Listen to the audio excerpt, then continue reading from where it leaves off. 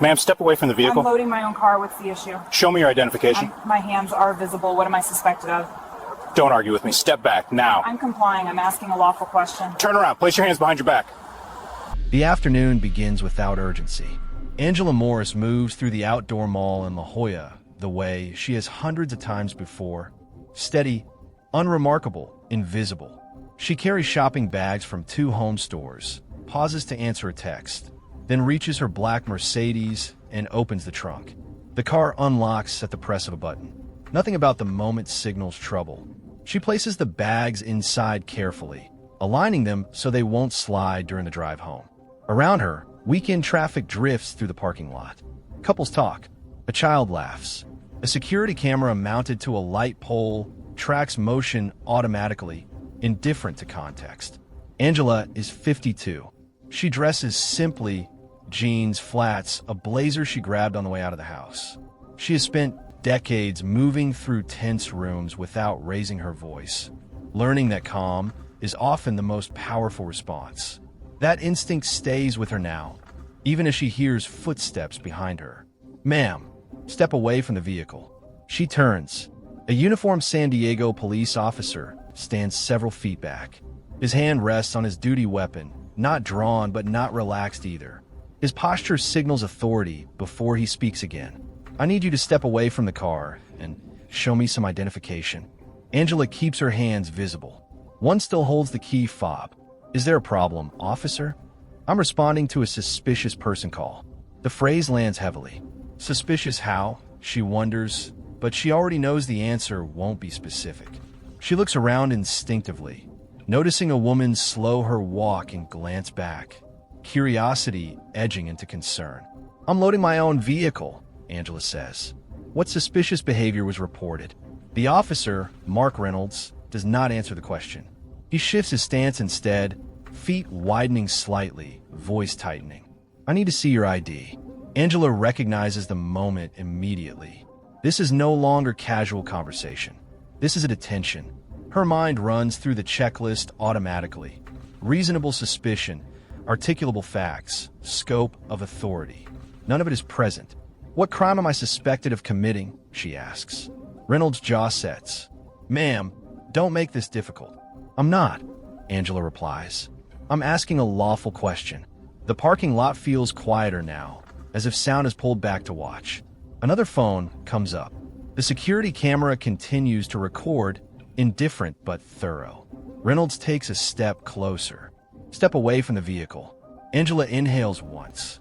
She has seen this escalation play out in transcripts and testimony, has read how quickly a routine encounter becomes something else. She also knows how dangerous parking lot confrontations can turn, especially when pride replaces judgment. "I'm going to comply," she says calmly, "but I want it noted that I don't believe there's a legal basis for this stop." She moves slowly, deliberately, narrating her actions as she reaches into her purse. Her wallet comes out. She removes her driver's license and holds it up where Reynolds can see it clearly. He takes it without comment, glances at the name, then looks through the windshield at the registration sticker. Everything matches. Angela presses the lock button on the key fob. The car chirps. She presses unlock. The lights flash again. "This is my vehicle," she says quietly. For a moment, this is where it should end. The evidence is clear. The explanation is complete. There is no crime, no suspicion left to investigate. Reynolds does not step back. Instead, he straightens. "You're being uncooperative," he says. "You need to wait here while I verify your information." Angela feels the shift immediately. The stop has crossed its first off-ramp and kept going. "Am I being detained?" "Yes." "On what grounds?" "I'm conducting an investigation." "Into what?" He does not say. He turns and walks back toward his patrol car with her license in hand, leaving Angela standing beside the Mercedes, watched now by strangers and machines alike. As the patrol car door closes and the computer screen lights up inside, Angela realizes this is no longer about suspicion. It's about whether the officer will admit he was wrong or refuse to. Reynolds sits in his patrol car longer than necessary. The computer confirms what the scene already made obvious. Clean record, valid license, registered owner standing 20 feet away beside her own vehicle. No alerts, no warrants, no flags of any kind. He exhales sharply and steps back out. "Ma'am," he says, voice firmer now, "I'm going to need to search your vehicle." Angela turns her head slightly, just enough to meet his eyes. "On what basis?" "I have reason to believe there may be stolen merchandise inside." The words hang in the air, unsupported. Angela gestures calmly toward the trunk. "Those bags are from stores in this mall. I have receipts. What specific facts give you probable cause?" Reynolds doesn't answer. He adjusts his belt instead. "I do not consent to any searches," Angela says. And declining consent is not reasonable suspicion. A murmur ripples through the small crowd that has formed. Someone closer lifts their phone higher. The security camera continues its silent sweep. "You're obstructing my investigation," Reynolds snaps. "No," Angela replies, steady. "I'm asserting my constitutional rights." For the first time, Reynolds hesitates. "Are you a lawyer?" "I am," she says. Then, after a pause, "I'm also a federal judge." The parking lot seems to hold its breath. Reynolds blinks. "You're what?" Angela reaches back into her wallet and removes a second credential, holding it carefully between two fingers. "United States District Court," she says. "Southern District of California." Reynolds takes the ID. His hands are no longer steady. He studies the seal, the photograph, the title. The authority in his posture falters, replaced by something closer to alarm. "This could be fake," he mutters, without conviction. "Call the courthouse," Angela replies. The number is public. From behind them, a woman speaks up. "I've got everything on video." Reynolds looks around, finally seeing what he's surrounded by. Phones, witnesses, cameras, time-stamped evidence accumulating by the second. This is the moment where de-escalation is still possible. A supervisor call, an apology, a quiet retreat. Instead, Reynolds stiffens. "Turn around," he orders. "Place your hands behind your back." Angela does not argue. She nods once, slowly, and complies. "You're making a serious mistake," she says calmly. "And every second of it is being recorded." The handcuffs close around her wrists with a metallic click. The sound carries farther than it should. Someone gasps. Another voice says, almost disbelieving, "Is he arresting her?" Reynolds guides Angela toward the patrol car.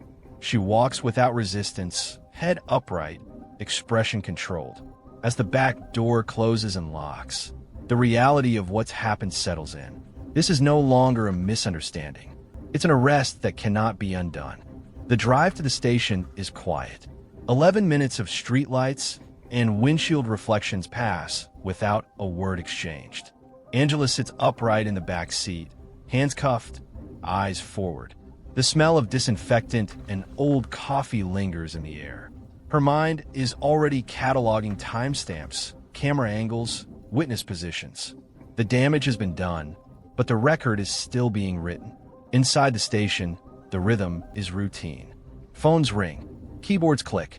Officers glance up briefly as Reynolds walks Angela through the door. To them, it looks like another arrest, another civilian brought in for processing. Nothing about the scene triggers alarm. Yet, Angela is seated in the booking area. A female officer, Elena Cruz, steps forward to begin intake. She is methodical, neutral, practiced. Wallet, phone, keys. She opens the wallet and stops. Her eyes move from the credential to Angela's face, back to the credential, then, slowly, to Reynolds. "Where did you arrest her?" Cruz asks. "Mall parking lot," Reynolds replies. "Suspicious person report." Cruz doesn't respond. She turns and walks away with the credential in hand, straight toward the watch commander's office. Lieutenant Daniel Porter has been on the job long enough to recognize when a routine interruption isn't routine. When Cruz holds up the federal identification, his expression changes immediately. He stands without another word and walks out to the booking area. He looks at Angela, then at the cuffs, then back at the credential. The station seems to quiet around them. Porter steps back into his office and closes the door. A phone call is placed. It lasts less than 4 minutes. When he hangs up, his shoulders sag slightly, as if gravity has increased. He returns to the booking area. "Ma'am," He says carefully, "You're being released." Angela meets his eyes. "I want everything preserved," she replies.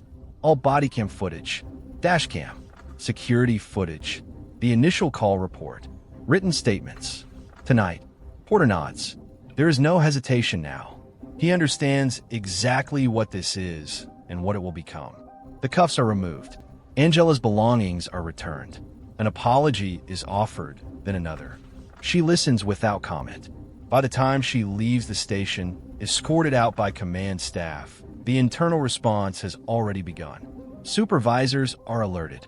Emails are sent. Footage is flagged. What happened in a parking lot has crossed into something far larger. This arrest won't disappear into paperwork. It has already been seen. The response comes quickly, but not loudly. By Monday morning, the footage has been reviewed frame by frame. The parking lot camera, the body cam, the dash cam, the timestamps line up too cleanly to argue with. There is no hidden angle that changes the story. No missing context that softens the decisions. An internal investigation is opened. Then another, higher up. The initial suspicious person call is replayed. It contains no crime, no description of behavior, only a vague impression. That impression guided everything that followed. Officer Mark Reynolds is interviewed multiple times. Each explanation circles the same point and collapses under the same question. What specific conduct justified the stop? There is no answer. Patterns begin to surface as records are pulled.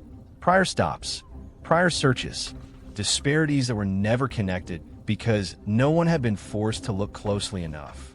This time, the scrutiny doesn't stop at one incident. Reynolds is placed on administrative leave.